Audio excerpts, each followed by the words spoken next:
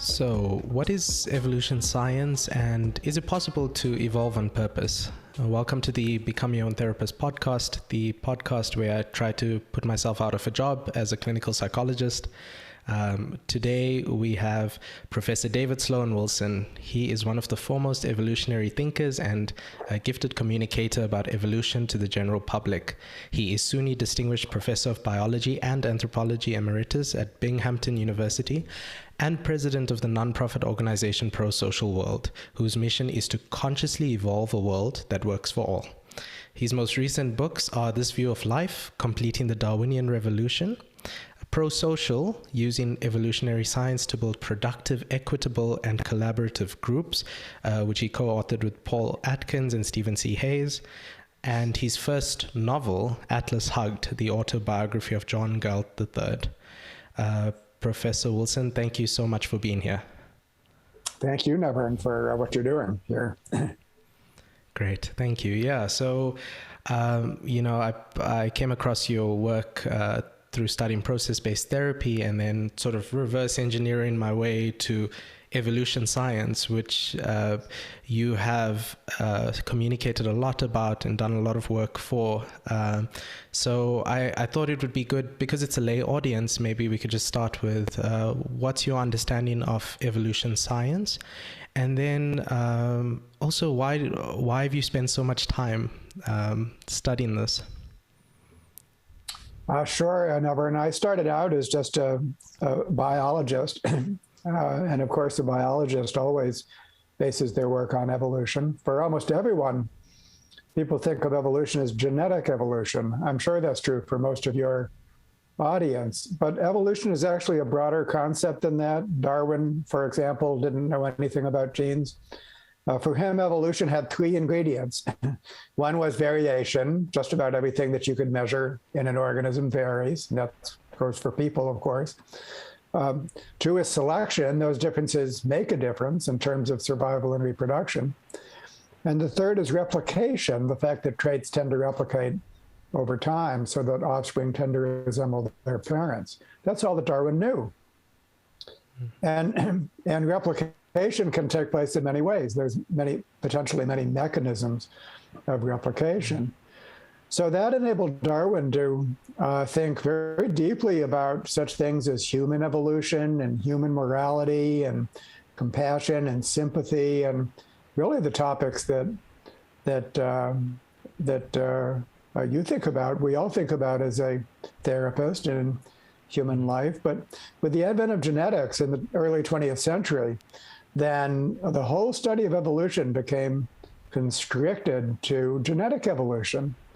And what today we would call cultural evolution or personal evolution, and that's, of course, personal evolution is most salient to our conversation, was just marginalized among the evolutionary biologists. Of course, other disciplines studied it, but not evolutionary scientists. And it wasn't until not so long ago, like the last 3 decades, you might say, that evolutionists have gone back to basics and defined evolution, Darwinian evolution, as any variation, selection, replication process, no matter what the mechanism is. So there's been a tremendous expansion, and I've been lucky to come into this from the biology side and to work with people that you have had as guests on your show, Steve Hayes, Joe Ciarocci, folks like that, to work with them very closely so that we can think about that when we try to change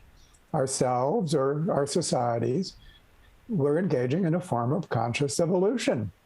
So that's where conscious evolution comes in.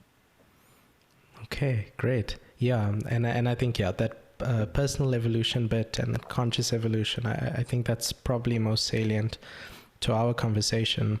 There's something, being totally non-academic about this, there's something so cool about thinking about the fact that change is this conscious evolutionary process, and that we can actually take control of the wheel to some degree. And I think that's where, I'd love to ask you to what are the ways in which we can consciously evolve? Is it just a reframing of everything we've been doing in therapy, or does putting the ways in which we change within the umbrella of evolution science, does that sort of start to unlock some other doors for us? There's a big added value, as I often put it, Nevern. In some ways, it's rethinking, it's providing a new language for things that we already have an old language for. So there's some kind of recasting that's going on. So, you say therapy, I say personal evolution. There's a lot of overlap, but it's a good question to ask. Is this just like new jargon, or is there something actually, does this take us beyond where we were before? And the fact, my best answer to that question is, if it's new for Steve Hayes, it's new for the rest of us. So, and Steve and I have had just a wonderful relationship over the last 10 years, along with his other colleagues, his whole society, the Association for Contextual Behavioral Science. Bringing on this evolution. I want to provide a little more background, if I could.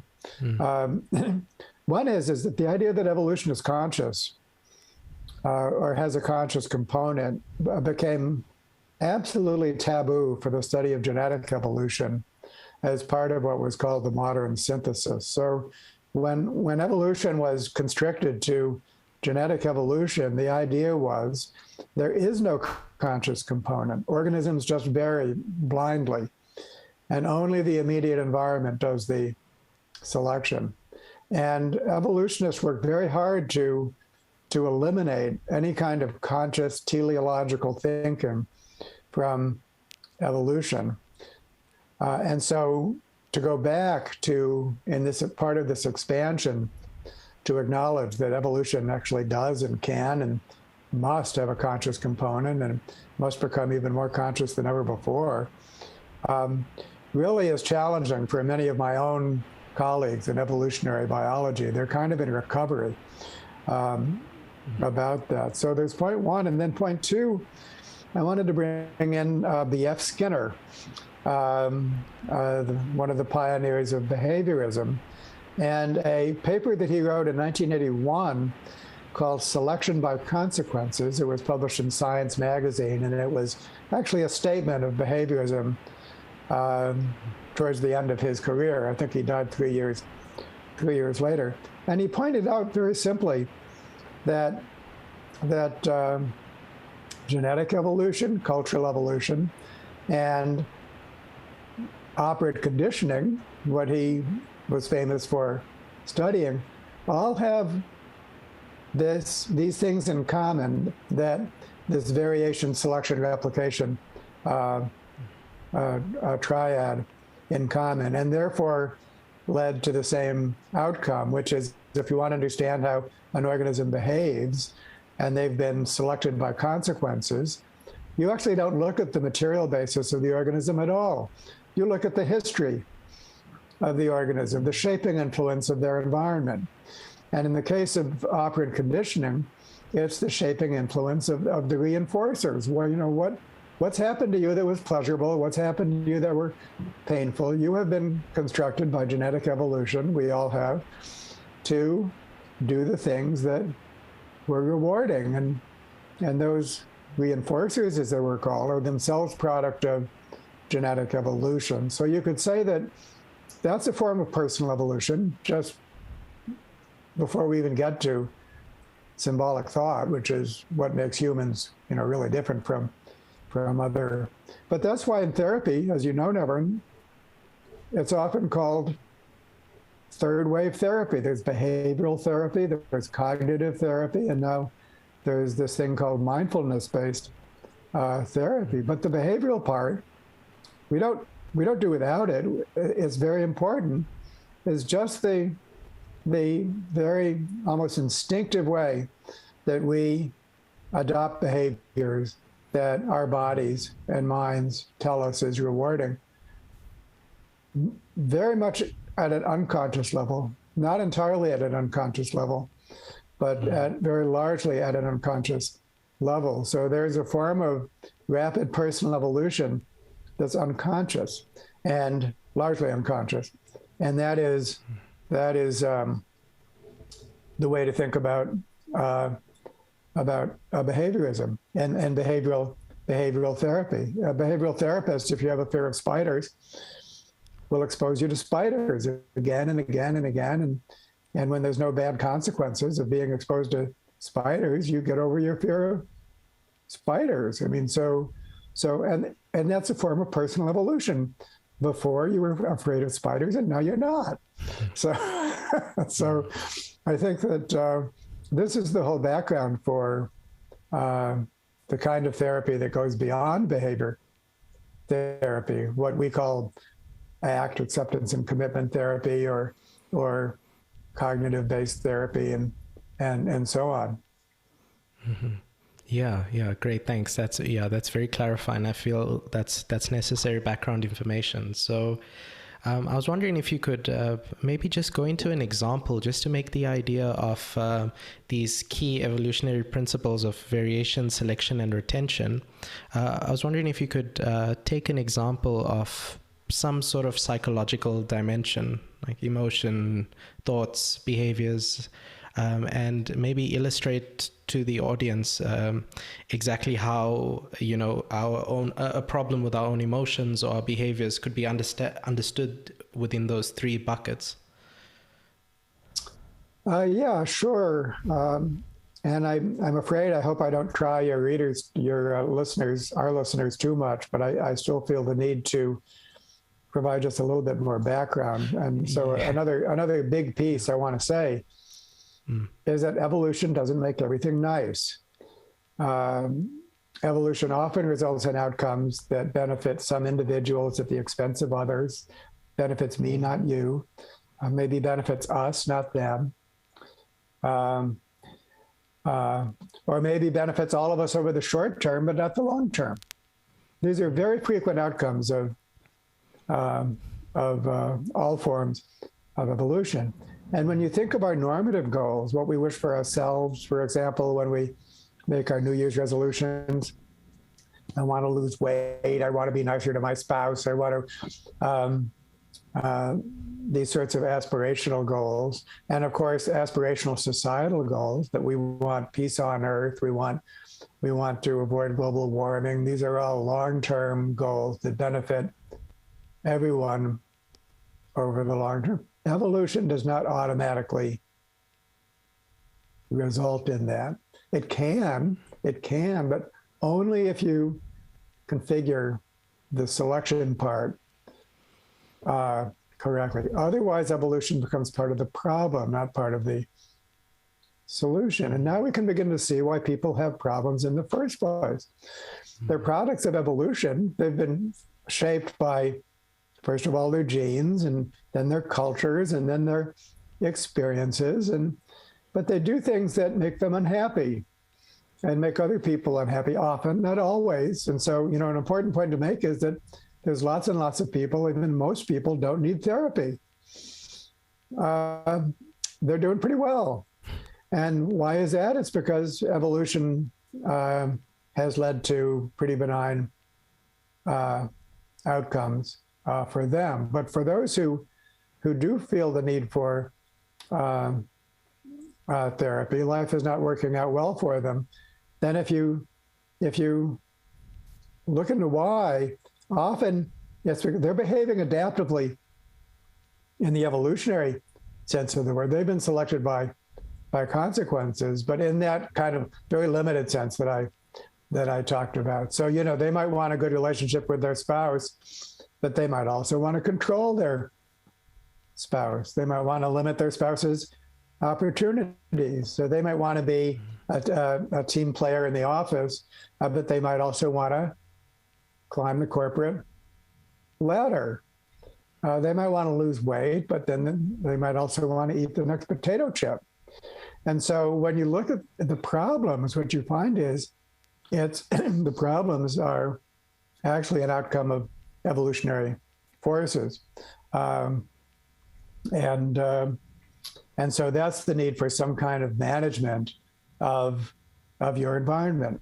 And so if you look at what acceptance and commitment training is. That's one that you're familiar with. I'm aware that our audience is not necessarily familiar with it, but I can begin to describe what it is. It focuses very much on, it makes two major distinctions, and that leads to an image called the matrix, which you're familiar with. It's basically a space divided into 4 quadrants. The top is everything in your mind. That's what's in your head. That's everything that's mental. And the bottom is how you act. And then the right is what takes you towards your valued goals. And what's left on the left is what takes you away from your valued goals. And this is very apropos to be your own therapist, because ACT, as you know, and I'm sure that some of your other guests, such as Steve Hayes himself, will have covered the same ground, but it never hurts to cover it again. Here is an enormously important exercise that anybody can do. They can learn it easily. They can apply it. I do all the time. So here, in terms of becoming your own therapist, pay attention, because this is really what it means. And so, you begin by, and now I'm going to basically describe ACT in evolutionary terms. Great. So that top part, the mental part, that's, everything in your head is like the symbolic equivalent of your genes. We need to think of our symbolic systems, our mental representations, everything inside our head is quite a bit like our genes. And just as our genes influence the way we are and how we act, so do our symbolic systems. So think of everything in your head as a bit like your genes, okay? And then think about some aspirational goal, like a great relationship you might want with a loved one. And then think of what that means to you in your head. Why is it important? And then how that should manifest as action, how you would actually behave towards that person. Well, that becomes our target of selection in evolutionary terms. So now in our variation, selection, replication triad, we have a deliberate target of selection, and it's aspirational, okay? And it's based on values. The more we basically become aware of what that person represents to us, valued-wise, love, companionship, so on, that then the more that kind of motivates how you would behave towards them. Then you go to the left side of the matrix, which is the thoughts and actions that take you away from your valued goals. And why is it that you love this person, you want to behave lovingly towards them, but so often you don't? And you're driven in your mind to do things that take you away from your valued goals. What are those things in your mind? Then you might get jealousy, possessiveness, fear, things like that, which make perfect sense from an evolutionary perspective. For example, if you want to control that person, well, then they'll stick around. They won't leave you. So makes good sense. But then it leads to these counterproductive behaviors. So once you see it that way, then you can commit to, first of all, accept the existence of those obstacles. In evolutionary terms, it means accepting that evolutionary forces have taken you where you don't want to go in an aspirational sense. And so now you need to become more conscious about evolution. And you need to accept your past evolutionary history, let us say. It's there, it'll never go away, it's part of your past. But nevertheless, you can commit to working around them as obstacles and then achieving your valued goals. And so what you've done in order to do that is to expand your repertoire of behaviors. So there's the variation part of the evolutionary process. And you are basically causing the behaviors on the right side to replicate. So that's how we can think of therapy and training, as a form of managed evolution, where we establish our own targets of selection, Just like a farmer would select certain traits in their domestic animals, we're selecting traits in ourselves. And in order to do that, we have to have variation, and we have to be the selector, basically. We're the mindful agent of conscious evolution. So there's a mapping of therapy onto personal evolution. Oh, that's extremely helpful. Very exciting as well. I've never really heard the ACT matrix spoken about in that way. This idea that there's almost something quite relieving about thinking about these counter forces to our selected goals. There's something relieving about thinking about those forces as the products of evolution, rather than turning it into a sort of moral judgment on ourselves. You get to say like, oh, it kind of makes sense that I have these urges or these drives or whatever else that are sort of, inhibiting my aspirations. Absolutely, Nevern. It's in a way, it's not your fault, and in any case can be changed. Or what's optimistic about evolution? Of course, it's all about change. When it comes to evolution, the future need not be like the past. That's what makes it ultimately very optimistic. Which is not to say that it's well. As to how easy it is, that is, in some ways, it's astonishingly easy. First of all, there's a huge literature on this. When I first met Steve, I'd never heard of contextual behavioral science or ACT. I'd never heard of any of it. I'd never heard of relational frame theory. These are all terms which your audience probably doesn't know either. I'm aware that we're not speaking to an audience of specialists, and there's a whole weird dynamic history in which the applied sciences became segregated from the basic sciences. Basic psychology departments, really, you don't encounter these ideas. They're shunted off into other departments at universities. But the evidential basis for these change techniques is huge, absolutely huge. There's hundreds and hundreds of studies, and some of them are called micro interventions. They're like 15-minute interventions. I'll give you one of my favorite ones by Andrew Gloucester, who works in Switzerland. And it was a 15-minute intervention with couples in which the couples learned these techniques, basically what I've just described, and they practiced them a little bit. And because Gloucester is a good scientist, he had many couples participate in the study. Some couples did not receive this training. Other couples, both of them did. And then there was a third category of couples in which one member of the pair received the training and the other one didn't. 15 minutes with some simple exercises. And then he did two things. He had them come back a week later and play a cooperation game in which you can cooperate or not. Those are called experimental economics games.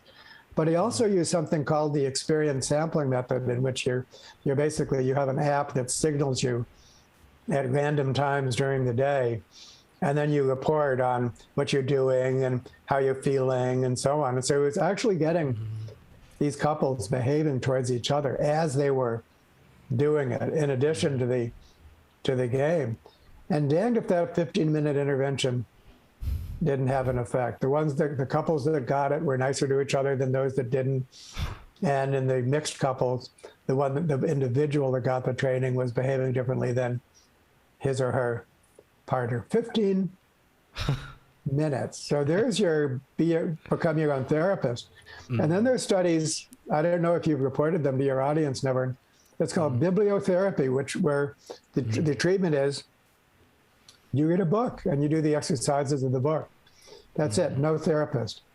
And those studies show very convincingly that just reading the book has, I believe, about a third of the effect of actually seeing a therapist. So anyone who's listening to this can actually become their own therapist to a remarkable degree just by reading up on this, and then doing the exercises. This is experiential. It's not just intellectual. So the exercises are important. You practice. So, but of course, you have much more to say about that than I do. Yes, but yeah, thank you for bringing those up. Those are, I actually, I didn't know about the Andrew Gloucester studies. I hadn't heard about those. The bibliotherapy, yes, we've spoken about those, but yeah, that's amazing. 15 minutes. And I can provide a the reference for your liner notes. Yes, yeah, great. I'll pop those into the video description. That'll be helpful. But yeah, it's absolutely amazing. I mean, couples problems they have tendrils that go very deep. So to be able to do a 15-minute intervention and see a difference just attests to our capacity for change, to evolve when we're intentional about that.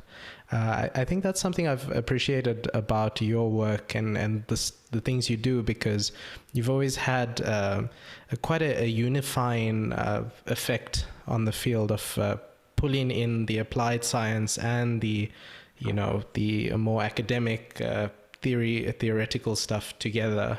And that's part of the reason why I wanted you on the podcast, because you actually do a lot practically, and your work is geared to have a pragmatic effect on the world and people. So I was wondering if you had any thoughts on, I read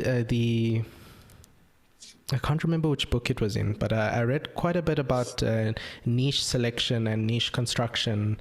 And I started thinking about this idea of how much power there can be in controlling, changing, selecting our environment to help with what we're going through psychologically and behaviorally. I was wondering if you see those ideas as something useful for conscious evolution, and yeah, if so, maybe you could briefly explain what those are. Sure, Nevern. And I don't want to do a time check, actually. Do we want to, yes. Are we open-ended with respect to time, or do you have fixed time on this for your podcast? Yeah, sure. So I can go until 4, well, on my side, on the hour, 4 p.m. It's on 4 p.m. That's on my side. That's fine. No problem. But is that fine with you? Oh, yeah, no, that's fine. Okay. So I'm glad you've taken the conversation in this direction. And the way that I can begin to answer is by making an observation that's elementary, but often neglected. Here's the observation. Okay. Take anything prosocial. Let me introduce the word prosocial. Prosocial is something done on behalf of others or one's group as a whole. Anything that's on behalf of others or one's group as a whole, we can call it prosocial. It's a more general word than altruistic. So anything that's prosocial, though, like altruism, makes the prosocial individual vulnerable. There's something vulnerable about prosocial behaviors: love, compassion, generosity, cooperation, call it what you like. It always requires individuals doing something on behalf of other individuals or the group as a whole, and those behaviors are inherently vulnerable to being used, exploitation, by more self-serving individuals. It's just inherent in the nature of prosocial behaviors. And so when we counsel people to be good and compassionate and so on, and so much of that training is internal, so that the person becomes compassionate-minded. And of course, the whole point is so that they become compassionate in their actions. But if you do that in a world that sets them up for being exploited, what kind of favor have you done them? So the key to compassion is not only to get people to be compassion-minded, but also to create an external world in which compassion is safe. It's in which it's safe to be prosocial. And there's your need for your social environment. We sometimes call this declawing the cat. You don't take an alley cat, remove its claws, and put it back in the alley. You did not do the cat a favor. And so many people, if they're not behaving prosocially, it's because they've wisely chosen not to, consciously or unconsciously, because if they did in their current environments, they would be used, they would be exploited. They're like sensible turtles that have pulled into their shells. And if you want them to come out of their shells, then make it safe to do so. I mean, this is so simple when you describe it this way, but that's not how most therapies go. I mean, so much therapy is based on working with the individual. And part of all of this is that we have to work with whole groups, and we have to construct the environments of those groups. Niche construction is the way you put it. We have to work on our outer worlds at the same time as we work on our inner worlds. And so that is, I think that's radical because I write in many different contexts. You know, I write for economists, I write for spiritual thinkers, I write for therapists, but in all cases, there has been an intellectual tradition of individualism, which causes us to think of the individual as the fundamental unit that we must be working with. And in fact, we were wrong about that. Individuals, human individuals, have lived in groups throughout our evolutionary history. Human individuals never lived alone, never, ever, ever. To live alone was to die in our ancestral environment. And so we humans always lived in the context of small and, for the most part, highly cooperative groups.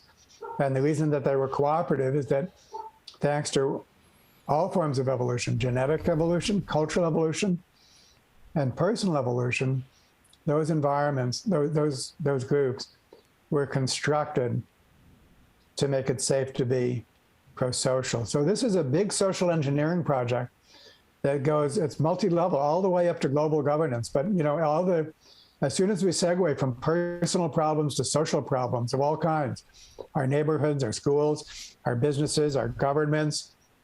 I mean, South Africa, of course, is the, you know, the origin of the Truth and Reconciliation process. Everything we associate with political factionalism, polarization, the whole thing, up and down the line, all the way up to global governance, is something that we need to be mindful about, we need to become conscious about, and we need to construct the niches. So it's a massive project, but one with a kind of a blueprint that I think is only newly available. So that once again, although obviously it's a huge challenge, when you think you got a blueprint or a compass, you say, well, I think that it would be hard, but I think I know how we go about it. Then that's what gives you hope.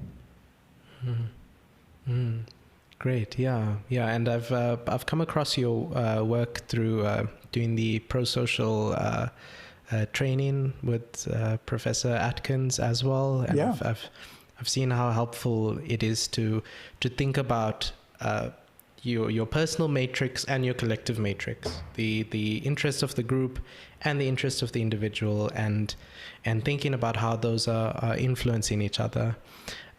Yes, I was wondering if, I'm thinking that the audience at this stage is probably wondering, how do I, what sort of elements in the environment are important? What should I be focusing on, because there's this clear indication that the environment needs to be shaped in a way that whatever they're trying to encourage within themselves, that it's safe to do so.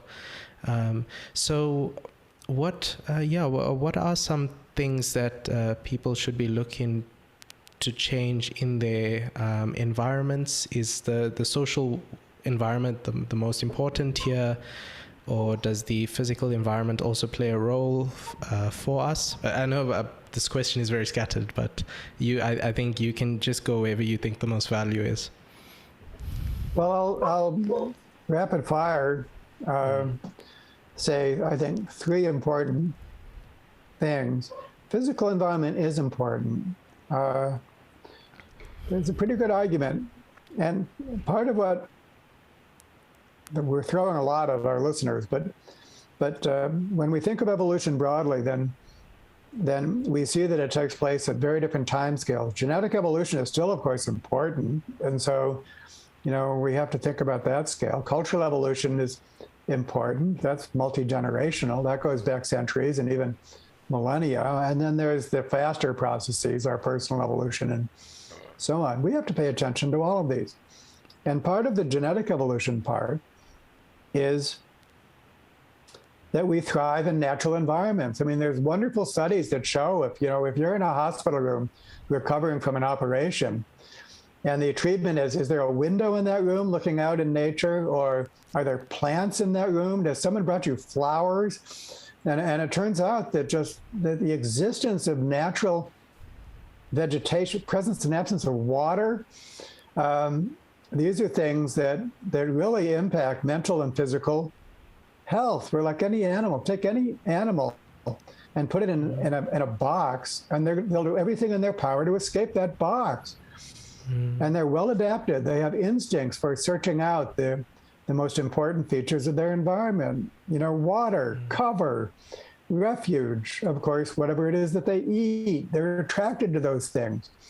And so if you put a person in a lush environment where there's vegetation and fruits and a burbling brook it makes you feel great. And that's why rich folks always create those environments around themselves, don't they? And so, but the poor folks don't. And so there's the physical environment part.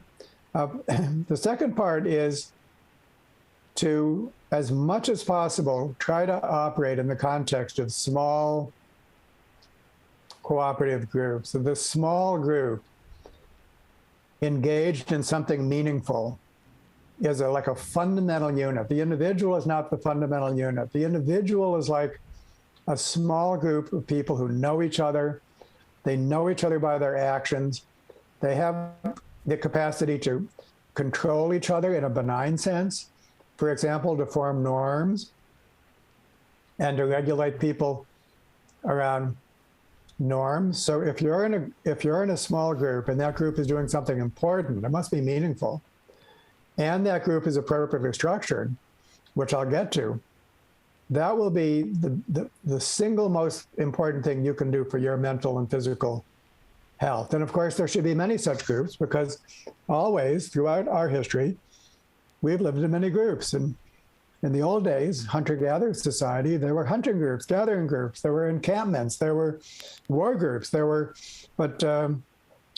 so we've always operated in multiple contexts. And so it's no different in modern life. But for everything important that you're doing, if you can do it in this cooperative group context, then that you should so. And of course, we should be trying to configure life so that that's easy to do.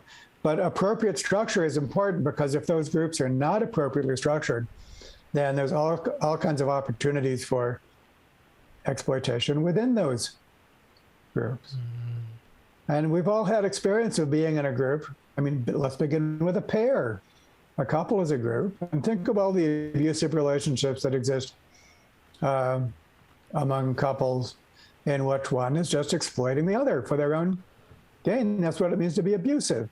So small doesn't mean beautiful unless it's appropriately structured. And now what I can do, I think, is just kind of list that structure because it's not a mystery. And this is based on the work of Elinor Ostrom, which I think you're familiar with. She won the Nobel Prize in economics in 2009 for showing how groups are capable of managing common pool resources, the famous tragedy of the commons. So if you imagine a group that's managing a pasture or forest or bay or something like that, then are they capable of doing that? And she identified the principles, which then I worked with her to generalize. So this is, in a sense, what all groups need in order to function in cooperation mode. And I must be brief, but I think I can do it, and I think it's worth doing. In studies on this topic, what we do is we ask people to imagine a group that's important in their lives. And then as I list these design principles, just see how well that group implements, the group that you know well, implements those core design principles. And then how well does that group work as a group, okay? And so for our listeners, do that, please. Any group, a work group or a sports team or a school, any group that you know well, then just think about these principles. Here they come. Number one, a strong sense of identity and purpose. Does your group know that it's a group? Is it doing something important? Do you know who the members are? Do you know what the members are supposed to do? Unless it's a thing, then, and most of these groups are socially constructed, then it's unlikely to work well. Number two, benefits proportional to cost. Not going to work if some members get the benefits and other members do all the work. There must be some sense in which what a member gets from the group is proportional to what they give. Number three, fair and inclusive decision-making. Not sustainable for some members of the group to call the shots and for other members of the group to be left out of that process. Fair, and you can see that fairness, equity, democratic principles are just shot through these principles, so which is, of course, very heartening. Number four, monitoring agreed upon behaviors. If we can't tell that we're doing what we said we do, then of course it's not going to work. Number five, graduated sanctions. If you're not doing what you should, then you need to. And so something has to be brought into line. It doesn't have to be mean. Many well-meaning people end up not coming through, and then they just need a friendly reminder, but it does have to escalate in cases where somebody is willfully not doing what their exclusion ultimately is needed. And while we're at it, let's reward people for their good behavior in addition to punishing people in this graduated fashion for their bad behavior. Number six, fast and fair conflict resolution. Conflicts will occur and they need to be resolved in a manner that's regarded as fair by all parties. In a dispute, most people think they have a point of view. Number seven, local autonomy to self-govern. If the members of a group can't do things their way, if they're being bossed around from the outside, then of course they can't do any of the things that I've listed before. And then number eight, appropriate relations with other groups, so that which reflect the same principles. And so relations among groups need to be governed in just the same way as relations among individuals within groups. Okay, so I did it. It's not hard. I went fast, and so, those are the ingredients that can cause a group to function well. And there's a ton of data that demonstrates that. So what that means is that, and a big part of my contribution to people like Steve Hayes and others who have developed therapy at the individual level is to provide this other dimension, this group level. And so essentially when we work with groups in real world settings, there's those two components. There's the ACT component, which provides flexibility and adaptability. That's the conscious evolution part. And then there's the core design principles, which is the external part. And all of this is trainable. It's trainable. If you don't have it, you can. It's not set in stone. So then to that extent, it's evolutionary. So this is something that the whole world needs. And we're as busily providing it as best we can. In South Africa, by the way, I think, obviously, as with all nations on earth, there's opportunities, and some of these opportunities are being developed. They're very nascent, but I think that this thinking will start showing up around the world. That's what we're all about. But in South Africa, in particular, and by the way, the Truth and Reconciliation process, for which South Africa is famous, I think embodies quite a few of these principles. So these principles are not new. I mean, they both exist and don't exist around the world. That's why Eleanor Ostrom was able to identify them, because there's some groups did these without needing to be trained. That's how she discovered them. But other groups don't. And so there's all kinds of room for improvement, including understanding intellectually why these practices work. Mm-hmm. Yeah, there's every time you speak, I just get this feeling of how can one theory lift so much weight? It's so I don't know if elegant is the word, or it just the starting with the simple idea of evolution science, just its potential to help us at the personal level, the collective level, going up to nations, one day when there are aliens, intergalactic, consilience or whatever else. But that's just a feeling I'm sitting with at the moment. Well, if I could just, first of all, I'm glad, Nevern, that's what I attempt to accomplish. And my book, This View of Life, Completing the Darwinian Revolution, I can reinforce what you just said by explaining that title. This View of Life comes from the last passage of Darwin's Origin of Species, where he wrote, "There is grandeur in this view of life." So way back then, Darwin appreciated the explanatory scope that you just alluded to. This theory explains everything. And for Darwin, that included all things human. But as I said, when evolution became constricted to genetic evolution, this great theory that explains everything merely was proving itself for everything biological. So on the one hand, it was demonstrating its scope. And on the other hand, it was restricting its scope to exclude all these other evolutionary processes. So what's happening now is that expansion, where at last this theory that has proven itself within the biological sciences is now beginning to prove itself for everything associated with the words human, culture, and policy. That's what's happening right now.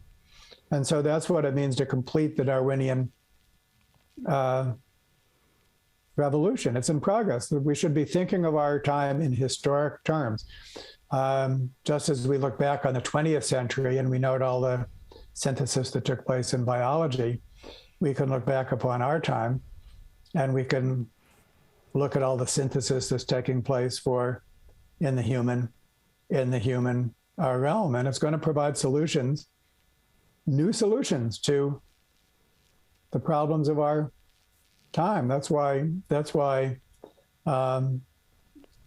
it's so hopeful and optimistic. By changing the way we think, we can change the way we act. And so there's your connection between what's in our heads and how it causes us to act. So it's like act at large, basically, for the whole culture. Mm-hmm. Yes, yeah, I'd encourage my listeners, if you see any value in this theory, whether it's joining certain groups, changing your social circles, your getting your basic needs met, the evolution of suffering and well-being, I'd encourage you to read more of Professor Wilson's books. Just on that note, before I let you go, how can people get in touch with the work that you're doing, and what are some places they can start at if they want to read more about this view of life?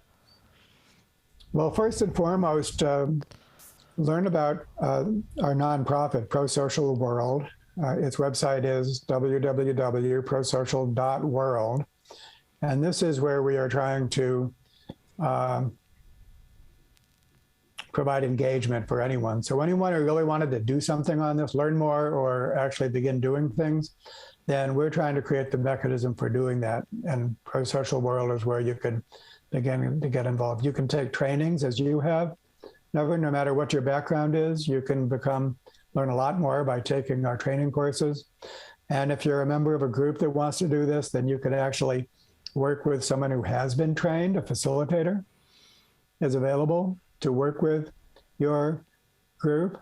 And so it's all about engagement through Prosocial World. And I'd also mention the Association for Contextual Behavioral Science, ACBS. We're working, that's the society founded by Steve Hayes. And it's now over 10,000 members, international society. There is a South African chapter, and we're working very much through that whole society to provide a kind of a delivery system for these ideas. And so that's another society that you can join. And then that chapter, the South African chapter, is probably going to be one of the most active groups for applying these ideas. So there's actually abundant learning opportunities, not just reading a book, but more engaged, kind of interactive learning opportunities where you could be talking with other people and so on, and you could be asking the question, what can we do on this basis? So I would say that anyone who's in a learning mode or an action mode, we're trying to structure that and channel that to useful action. And you could be personally involved with the people that you've been listening to on this podcast, Steve, me, Joe, others, Paul Atkins. Definitely, we're trying to create a big sandbox for us all to be playing in. Great. I love that. So you guys heard it. I'll provide links in the video description to everything Professor Wilson mentioned. Thank you so much for being pro-social with your time for our audience. I really appreciate it. Great. Thank you, Nevern. Bye-bye. Okay. Bye.